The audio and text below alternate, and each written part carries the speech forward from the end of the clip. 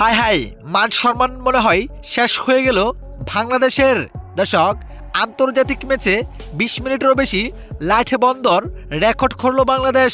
হ্যাঁ দর্শক, আজ আয়ারল্যান্ড ও বাংলাদেশ দ্বিতীয় টি-20 ম্যাচে মাঠে নেমেছেন, যেখানে শুরুতে ব্যাট করতে নেমেছিল আয়ারল্যান্ড। শুরুতে 2 ওভারেই 27 রান তুলে ফেলেন। 3 নম্বর ওভারেই হঠাৎ বল করার সময় বন্ধ হয়ে পড়েন মাঠের থাকা সকল লাইট। অবাক হয়ে পড়েন দর্শকরা। একসময় বিরক্ত হতে হতে দর্শকরা নিজেরাই নিজেদের মোবাইলের প্লাস জ্বালিয়ে দেন, যা থেকে অবাক হয়েছেন ক্রিকেটাররাও। একসময় ক্রিকেটাররাও মাঠ ছেড়ে দেন।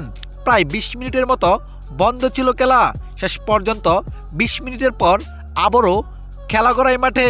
দর্শক, বাংলাদেশ বলে কি এমন বিনোদনমূলক কাজ হয়েছে বলে আপনার মন্তব্য? অবশ্যই জানিয়ে দিবেন আপনার মতামত এই ভিডিওর কমেন্ট বক্সে। ধন্যবাদ।